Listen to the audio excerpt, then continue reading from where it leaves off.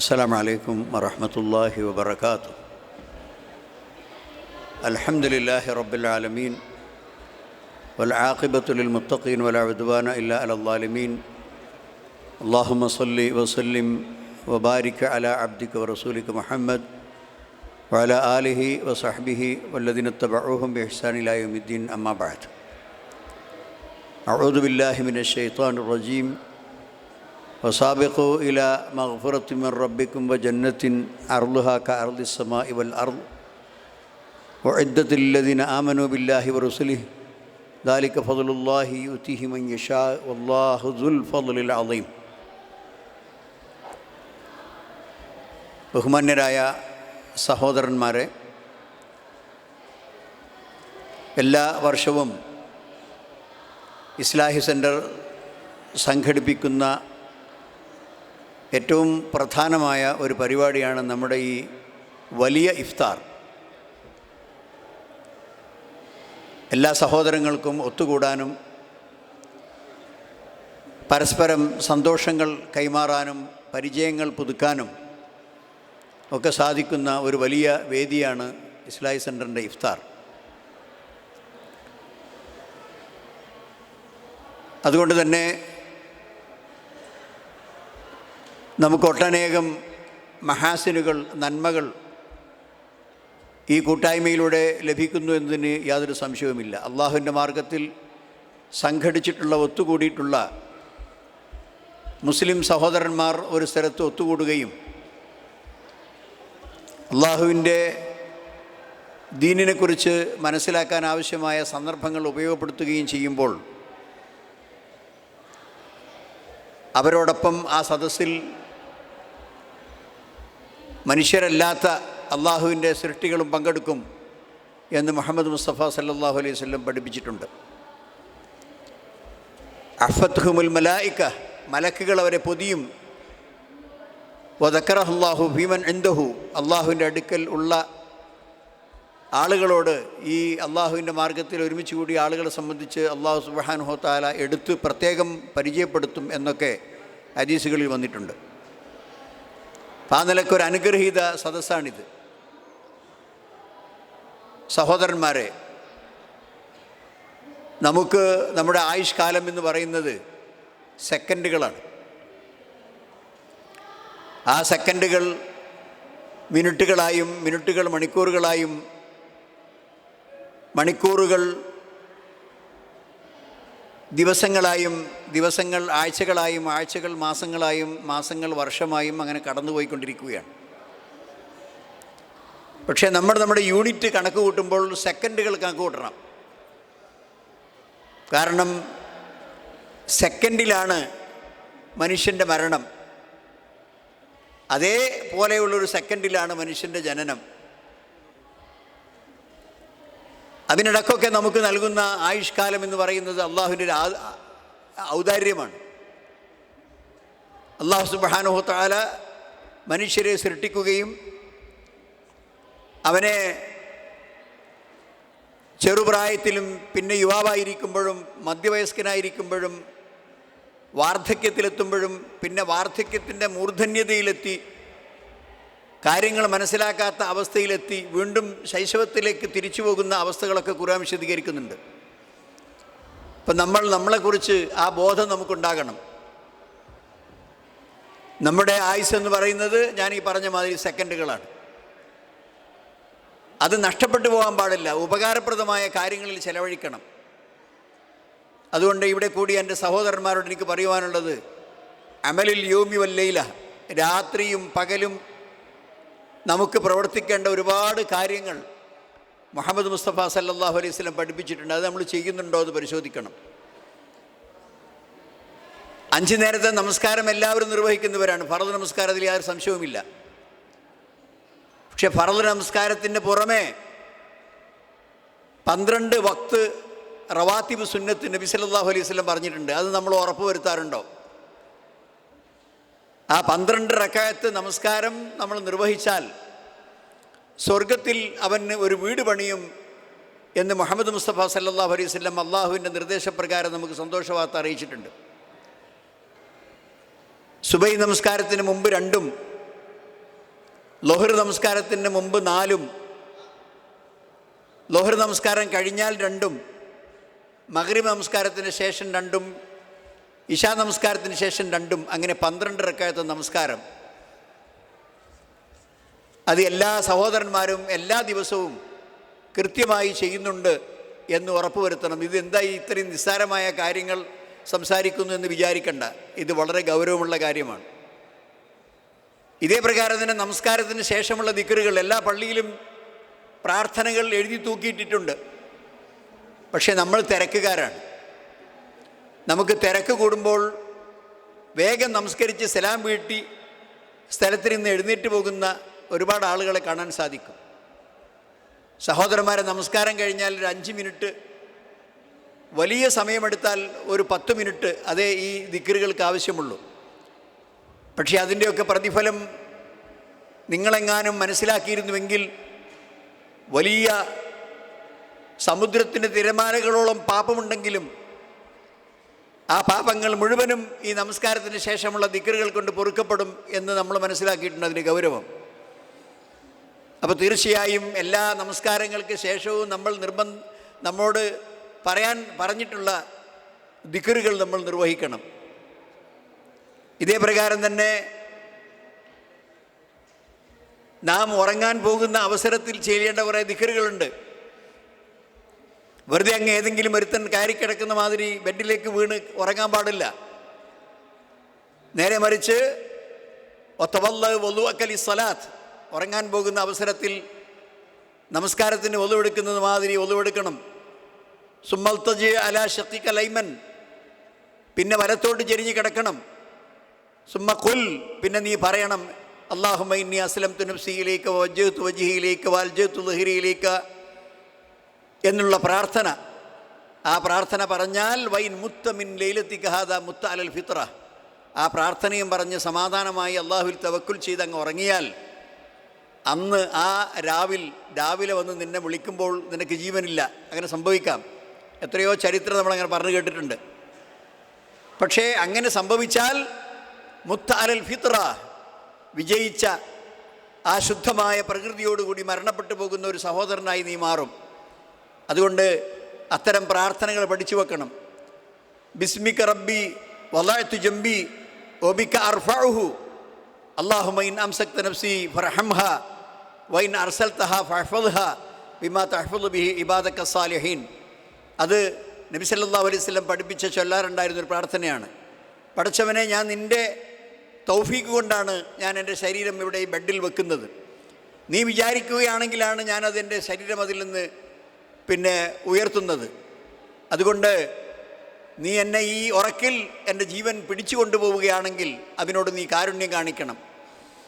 നേരം പുലരുമ്പോൾ എഴുന്നേൽക്കാൻ എനിക്ക് നീ സൗകര്യം ചെല്ലുകയാണെങ്കിൽ മറ്റൊരപകടവും സംഭവിക്കാതെ അതിനെ നീ സംരക്ഷിക്കണം. ബിമാ തഹ്ഫദു ബിഹി ഇബാദക സ്സാലിഹീൻ, നിൻ്റെ സാലിഹ്യങ്ങളായ അടിമകളെ സംരക്ഷിക്കുന്നത് പോലെ. ഞാനിതൊക്കെ ഓർമ്മപ്പെടുത്തുന്നത് ചെയ്യാറില്ല എന്ന അർത്ഥത്തിലല്ല, നിങ്ങൾക്കും എന്നെയും ഇതൊന്ന് ഓർമ്മപ്പെടുത്തുകയാണ്. ഇത്തരം ദുആകൾ ഒരു മുസ്ലിമിന് വലിയ സംരക്ഷണമാണ് നൽകുന്നത്, വലിയ ഹിഫ്ളാണ്, അള്ളാഹുവിൻ്റെ സംരക്ഷണമാണ് കിട്ടുന്നത്. ഇതേ പ്രകാരം തന്നെ ഉറക്കിൽ നിന്ന് എഴുന്നേൽക്കുമ്പോൾ അൽഹംദുലില്ലാ അല്ലദീ അഹ്യാന ബഅദമാ അമാതന വഇലൈഹിൻ നുശൂർ, ഈ പ്രാർത്ഥന പറഞ്ഞുകൊണ്ടാണ് നമ്മളെല്ലാവരും എഴുന്നേൽക്കാറുള്ളത്. പ്രാർത്ഥന നമുക്കറിയും, ഇങ്ങനെ പ്രാർത്ഥിക്കേണ്ടതുണ്ടെന്നും അറിയും. പക്ഷേ ദൈനംദിന ജീവിതത്തിൽ മറക്കാതെ നമ്മുടെ ഒരു ശീലമാക്കി ഇത് മാറിയിട്ടുണ്ടോ? അതാ ഞാൻ ഓർമ്മപ്പെടുത്താൻ കാരണം. ഇങ്ങനെ ചെയ്താൽ അതേ പ്രകാരം തന്നെ അതിന് ശേഷം നമ്മൾ വേഗം പോയി വുളുവെടുത്ത് സുബഹി നമസ്കാരത്തിന് വേണ്ടി പുറപ്പെട്ടു പോകുന്നതിന് മുമ്പ് 2 റക്അത്ത് സുന്നത്ത് നമസ്കാരം വീട്ടിൽ നിന്ന് തന്നെ ചെയ്യാൻ പറ്റുമെങ്കിൽ, ജമാഅത്തെ നഷ്ടപ്പെടാതെ സുന്നത്ത് നമസ്കരിച്ച് ജമാഅത്തിന് എത്താൻ നമുക്ക് സാധിക്കുമെങ്കിൽ വീട്ടിൽ നിന്ന് നമസ്കരിക്കണം. അല്ല, നമ്മളെ ഒരുങ്ങിപ്പിടിച്ച് പള്ളിയിലേക്ക് പോകുമ്പോൾ അവിടെ എത്തുമ്പോഴേക്ക് ജമാഅത്ത് തുടങ്ങും എന്ന ഭയമുണ്ടെങ്കിൽ, നിങ്ങൾക്ക് പള്ളിയിലെത്തിയാൽ സമയമുണ്ടെങ്കിൽ ആ 2 റക്അത്ത് അവിടെ നമസ്കരിക്കണം. അഥവാ അത് മുമ്പേ നമസ്കരിക്കാൻ സാധിച്ചിട്ടില്ലെങ്കിൽ സുബഹി നമസ്കാരം കഴിഞ്ഞിട്ടും നഷ്ടപ്പെട്ട അല്ലെങ്കിൽ നമസ്കരിക്കാൻ സാധിക്കാത്ത 2 റക്അത്ത് നമസ്കാരം നിങ്ങൾക്ക് നിർവഹിക്കാം. ഇപ്പോൾ സഹോദരന്മാർ, ഇത് പറയുന്നത് ഇത്തരം കുറേ കാര്യങ്ങൾ, ഒരുപാട് പ്രതിഫലം നിശ്ചയിക്കപ്പെട്ട സംഭവങ്ങൾ നമ്മുടെ ജീവിതത്തിൽ നിന്ന് നമുക്ക് നഷ്ടപ്പെട്ടു പോകുന്നുണ്ട്. അപ്പം അത് വളരെ കൃത്യമായും പ്രത്യേകിച്ച് മതപരമായ രംഗത്ത് കൂടുതൽ പഠിക്കുകയും മനസ്സിലാക്കുകയും ചെയ്യുന്ന വിദ്യാർത്ഥികൾ എന്ന നിലയ്ക്ക് നമ്മൾ നമ്മുടെ ജീവിതത്തിൽ പകർത്തണം. സഹോദരന്മാരെ, നമ്മുടെ കാലം വളരെയധികം വിഷമകരമായ ഒരു സാഹചര്യത്തിലൂടെയാണ് കടന്നു പോകുന്നത്. നിങ്ങൾക്കറിയാം, ഇന്ന് മതമെന്ന് പറയുന്നത്, മതവിശ്വാസം എന്ന് പറയുന്നത് ഒരു വെറുപ്പുള്ള സംഗതിയാണ്. നമ്മളിൽ തന്നെ പല ആളുകൾക്കും ഞാൻ മുസ്ലിമാണ് എന്ന് പറയാനോ അല്ലെങ്കിൽ അസ്സലാമു അലൈക്കും എന്ന ഇസ്ലാമിൻ്റെ തഹിയ്യത്ത് അഭിവാദ്യം ഒരു സമൂഹത്തിൽ വെച്ച് മറ്റുള്ളവരോട് അസ്സലാമു അലൈക്കും എന്ന് പറയാനോ, അങ്ങനെ അഥവാ ഒരാൾ സലാം പറഞ്ഞാൽ വേറെ കുറച്ച് ആൾക്കാരുണ്ടാവും അതിനെ ഒരു അപ്പുറത്ത് പരിഹസിച്ചിരിക്കുന്നു. ഇത് സലാം പറയുന്ന ഒരു മല്ലാക്ക വന്നിട്ടുണ്ട് എന്ന നിലയ്ക്ക് അതിനെ പരിഹസിക്കുന്നു. അപ്പം ഈ രൂപത്തിലുള്ള ഒരവസ്ഥയിലേക്ക് നമ്മുടെ സമൂഹം മാറിക്കൊണ്ടിരിക്കുന്നുണ്ട്. അതായത് ഇസ്ലാമിന് ചില അടയാളങ്ങളുണ്ട്. ആ അടയാളങ്ങളിൽപ്പെട്ടതാണ് പരസ്പരം കണ്ടുമുട്ടുമ്പോൾ സലാം പറയൽ. അതേ പ്രകാരം തന്നെ പരസ്പരം മുസാഫഹത്ത് നടത്തൽ. ഒരാളെ കാണുമ്പോൾ കൈ കൊടുത്താൽ അള്ളാഹുവിൻ്റെ മലക്കുകൾ അവർ അവിടെ നിന്ന് വിട്ടുപിരിയുന്നതിൻ്റെ മുമ്പ് വരെ അവർക്ക് വേണ്ടി പ്രാർത്ഥിച്ചുകൊണ്ടിരിക്കും. അവർക്ക് അനുഗ്രഹത്തിന് വേണ്ടി അള്ളാഹുവിനോട് തേടിക്കൊണ്ടിരിക്കുമെന്ന് നബി സല്ലല്ലാഹു അലൈഹി വസല്ലം പറഞ്ഞിട്ടുണ്ട്. മുസാഫഹത്ത്, കൈ കൊടുക്കുന്ന കാര്യം, ഒരു മുസ്ലിമും മറ്റൊരു മുസ്ലിമും കാണുമ്പോൾ കൈ കൊടുക്കുന്ന വിഷയത്തിൽ ഇതേ പ്രകാരം ഒരു മുസ്ലിമായി ഞാനൊരു മുസ്ലിമാണ്, എൻ്റെ സംസ്കാരവും എൻ്റെ സ്വഭാവവും എൻ്റെ ജീവിത രീതിയും ഇസ്ലാമിൻ്റേതാണ് എന്ന് പറയാൻ ധൈര്യം നമുക്ക് നഷ്ടപ്പെട്ടുകൊണ്ടിരിക്കുന്നൊരു സാഹചര്യമാണ് ഇപ്പോൾ ഉള്ളത്. എല്ലാം സോഷ്യൽ മീഡിയയിൽ പരിഹാസമാണ്. എല്ലാം ഇസ്ലാമിനെതിരെയുള്ള ഒളിയമ്പുകളും ക്രൂരമ്പുകളുമാണ് ആളുകൾ നയിച്ചുകൊണ്ടിരിക്കുന്നത്. അതുകൊണ്ട് നമ്മൾ അതിൻ്റെ ആളുകളെന്ന് പറയുന്ന ആളുകൾ, അതിൻ്റെ സംരക്ഷകന്മാരായ ആളുകൾ, അതിൻ്റെ അനുയായികളായ ആളുകൾ നമുക്ക് അത് അനുഷ്ഠിക്കുവാനും അത് പറയുവാനും അത് ഉറക്കെ സംസാരിക്കുവാനും ഉള്ള ആത്മധൈര്യം നമുക്കുണ്ടാകണം. കുവൈത്ത് കേരള ഇസ്ലാഹി സെൻ്ററിനെ സംബന്ധിച്ചിടത്തോളം അതിൻ്റെ പ്രവർത്തനം ആരംഭിച്ചിട്ട് ഏകദേശം 40 വർഷത്തോളമായി. 4 പതിറ്റാണ്ടിൻ്റെ ചരിത്രം ഉള്ള ഒരു മഹത്തായ പ്രസ്ഥാനമാണ് കുവൈത്ത് കേരള ഇസ്ലാഹി സെൻ്റർ. അതിൻ്റെ പ്രവർത്തനങ്ങൾ നിങ്ങൾക്കെല്ലാവർക്കും അറിയാം. ഇവിടെ വളരെ പരസ്യമാണ്. രഹസ്യമായൊരു പ്രവർത്തനവും നമുക്കില്ല. ക്ലാസ്സുകളാകട്ടെ, ഖുതുബകളാകട്ടെ, ഇഫ്താറുകളാകട്ടെ, മദ്രസകളാകട്ടെ, സക്കാത്താവട്ടെ, സദക്കകളാകട്ടെ, എല്ലാ പരിപാടികളും അൽഹംദുലില്ലാഹ് അതിവിടുത്തെ സമൂഹം ഏറ്റെടുക്കുകയും വളരെ നല്ല ഒരു ആത്മാർത്ഥമായ സഹകരണം ഇവിടുത്തെ മലയാളി സമൂഹത്തിൽ നിന്ന് നമുക്ക് ലഭിച്ചുകൊണ്ടിരിക്കുകയും ചെയ്യുന്നു. ഇതുപോലെയുള്ള വലിയ പരിപാടികൾ നമുക്ക് എങ്ങനെ ഇവിടെ നടത്താൻ സാധിക്കുന്നു? ഈ ഒരു സ്റ്റേഡിയം എങ്ങനെ നമുക്ക് ലഭിച്ചത്? ഇവിടെയുള്ള ഭക്ഷണം എങ്ങനെയാണ് നമ്മുടെ മുമ്പിൽ ഒരുക്കി വെച്ചത്? ഇതൊക്കെ നമുക്ക് ഒരുപാട് ആളുകളുടെ സഹകരണം കിട്ടുന്നത് കൊണ്ടാണ്. അങ്ങനെ അതിനവരെ പ്രേരിപ്പിക്കുന്നത് അള്ളാഹുവിൻ്റെ മാർഗത്തിൽ പ്രവർത്തിക്കുന്ന ഒരു പറ്റം നല്ല മനുഷ്യന്മാരുടെ ഒരു അസോസിയേഷനാണ് കുവൈത്ത് കേരള ഇസ്ലാഹി സെൻ്റർ എന്ന ഒരു വിശ്വാസം ഇവിടെ കുവൈത്ത് സമൂഹത്തിലുണ്ട്. അതുകൊണ്ട് ആദർശത്തിൽ യാതൊരു വിട്ടുവീഴ്ചയും കാണിക്കാതെ, തൗഹീദിൻ്റെ വിഷയത്തിൽ യാതൊരുവിധ അലംഭാവവും കാണിക്കാതെ, അഡ്ജസ്റ്റ്മെൻറ്റുകൾക്ക് കാത്തിരിക്കാതെ എല്ലാം തുറന്ന് അള്ളാഹുവിൻ്റെ തൗഹീദ് ഉറക്കെ പ്രഖ്യാപിക്കുകയും അതിനനുസരിച്ചുള്ള പ്രബോധന പരിപാടികൾ സംഘടിപ്പിക്കുകയും ചെയ്യുന്ന ഒരു സിസ്റ്റം നമുക്കുണ്ട് സഹോദരന്മാരെ. അതുകൊണ്ട് ഞാൻ ദീർഘ സംസാരിക്കുന്നില്ല. ഇനിയും പരിപാടികൾ ഇവിടെ ഉള്ളതുകൊണ്ട് ഞാൻ അവസാനിപ്പിക്കുകയാണ്. ഇത്തരം പരിപാടികളുമായി ഇനി ഭാവിയിൽ നമുക്ക് നമ്മുടെ പ്രവർത്തനത്തെക്കുറിച്ച് ചെറിയൊരു പ്രദർശനം, ഒരു വീഡിയോ പ്രദർശനം ഇവിടെ ഉണ്ട്, അത് കേൾക്കാൻ സാധിക്കും. എല്ലാവരും അത് ശ്രദ്ധിക്കുക. അല്ലാഹു സുബ്ഹാനഹു വ തആല ഈ അവസാനത്തെ 10 ഞാൻ പറഞ്ഞ വിലപ്പെട്ട നിമിഷങ്ങൾ അതിൽ നിങ്ങൾ ഒന്നുപോലും നഷ്ടപ്പെടുത്തരുത്. ഒരു സമയം പോലും നിങ്ങൾക്ക് വെറുതെ പോകരുത്. ഖുർആൻ പാരായണം ചെയ്തും അള്ളാഹുവിനോട് പ്രാർത്ഥിച്ചും നല്ല കാര്യങ്ങൾ പ്രവർത്തിച്ചും ഈ ദിവസത്തിൻ്റെ പുണ്യങ്ങൾ സമ്പാദിക്കാൻ നിങ്ങൾ ശ്രമിക്കണം. ഇനി വിശുദ്ധ ഖുർആൻ വിജ്ഞാന പരീക്ഷ, 45ാമത്തെ ഖുർആൻ വിജ്ഞാന പരീക്ഷ ഇസ്ലാഹി സെൻ്റർ കഴിഞ്ഞ കുറച്ച് ദിവസങ്ങൾക്ക് മുമ്പ് നടത്തുകയുണ്ടായി. അതിൻ്റെ പേപ്പർ പരിശോധിച്ച് അതിലെ സമ്മാനാർഹരായ ആളുകളെ പ്രഖ്യാപിക്കുകയാണ്. പുരുഷന്മാരായ ആളുകൾക്ക് പ്രത്യേകവും സ്ത്രീകളായ ആളുകൾക്ക് വേറെ പ്രത്യേകവുമാണ് പരീക്ഷകൾ നടത്തിയത്. അതിൽ പുരുഷന്മാരുടെ വിജ്ഞാന പരീക്ഷയിൽ സമ്മാനം ലഭിച്ച ആളുകൾ ഒന്നാം സമ്മാനം യൂസുഫ് KK മംഗഫ് യൂണിറ്റ്, 2ാം സമ്മാനം അൻസാൽ റഹ്മാൻ മംഗഫ് യൂണിറ്റ്, 3ാം സമ്മാനം Abdul Nafi Hawally unit, Abdul Muneer Mangaf unit. Mangaf യൂണിറ്റുകാരാണ് 3 സമ്മാനങ്ങളും കൊണ്ടുപോയത്. അത് മറ്റ് യൂണിറ്റുകാർ ഒന്ന് ഒരു പാഠമായി എടുത്തോളി. ഇനി സ്ത്രീകളുടെ ഭാഗത്ത് നിന്ന് 45ാമത്തെ ഖുർആൻ വിജ്ഞാന പരീക്ഷയിൽ സമ്മാനം നേടിയിട്ടുള്ളത് സ്ത്രീകൾ. ഒന്നാം സമ്മാനം നാജിയ, ഹവല്ലി യൂണിറ്റിലെ നാജിയ എന്ന സഹോദരിയാണ് അവരുടെ പരീക്ഷയിൽ 1ാം റാങ്ക് നേടിയിട്ടുള്ളത്.